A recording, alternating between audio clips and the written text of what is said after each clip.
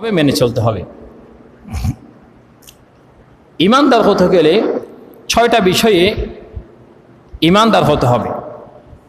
আরও অনেক বিষয় আছে, তারপরেও আমরা এই 6টা বিষয়ের মধ্যে যদি নিয়ে আসি তাহলে আমাদের অনেক আমানত এখানে চলে আসবে। 1 নম্বর হচ্ছে, যখন কোনো কথা বলে, মুসলমান হলে যখন কোনো কথা বলবে তার কথাটা সঠিক কথা হবে, মিথ্যা কোনো কথা হবে না। তার পরিবারের কথা বলুক, সত্য কথা বলবে। সংসদে কথা বলুক, সত্য কথা বলবে। অফিসে কথা বলুক, সত্য কথা বলবে। মাঠে কথা বলুক, সত্য কথা বলবে। দোকানে কথা বলুক, সত্য কথা বলবে। অন্ধকারে কথা বলুক, সত্য কথা বলবে। আলোতে কথা বলুক, সত্য কথা বলবে। সর্ব অবস্থায় একজন মুসলমানকে সবসময় সার্বক্ষণিক একটি কথার উপর থাকতে হবে, সেটা হচ্ছে সত্য কথা।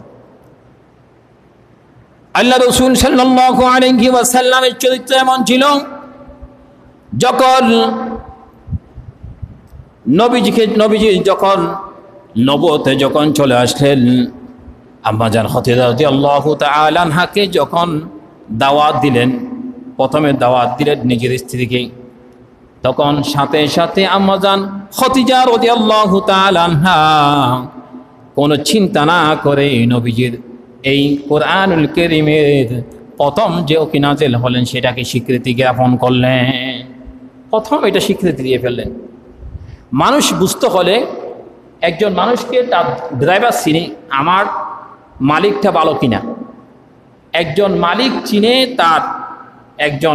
চিনে তার কর্মচারী চিনে তার মালিক কেমন, আর একজন স্ত্রী চিনে তার স্বামী কেমন। কথা বুঝতেছেন?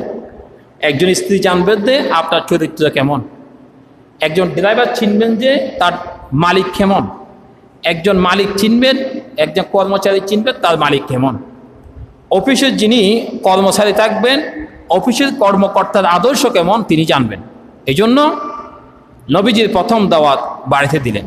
তাহলে সব সময় নবীজি সত্য কথার উপরে ইস্তেকামাত ছিলেন। আমাদেরকে সবসময় সত্য কথা বলতে হবে।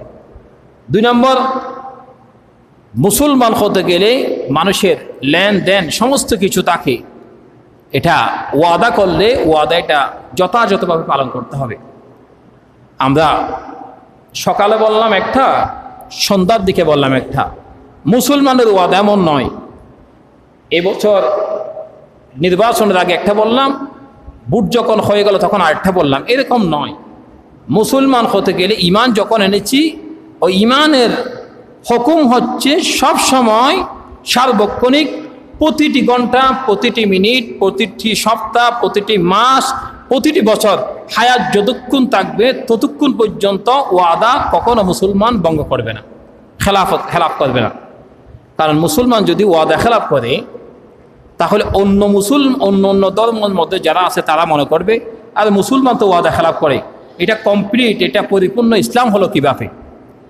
আমাদের ধর্ম যদি ওয়াদা খেলাফ করা যদি জায়েজ থাকে, হুকুম থাকে, মুসলমানের ধর্ম যদি জায়েজ থাকে, তাহলে আমার ধর্ম এবং মুসলমানের ধর্মের মধ্যে পার্থক্য নাই, তো তাহলে এক হয়ে যাবে।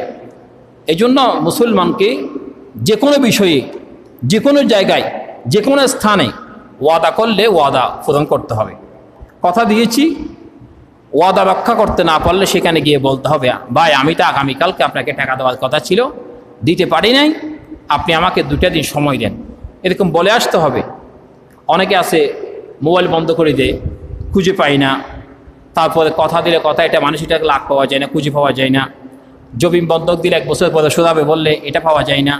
বিভিন্ন যত ধরনের ওয়াদা আছে, ওয়াদা বলতে কথা, যত কথা আমি অন্য একজন ব্যক্তিকে দিলাম, এই কথা 19-20 ব্যবধান করা যাবে না। কারণ মুসলমান হতে হলে পরিপূর্ণ মুসলমান হতে হবে। এই জন্য আমরা 2য় নম্বর হচ্ছে ওয়াদা রক্ষা করার জন্য চেষ্টা করব।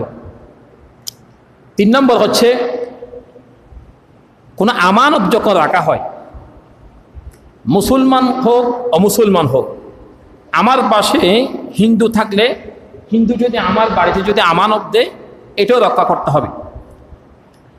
আল্লাহর নবী রাসূল কারীম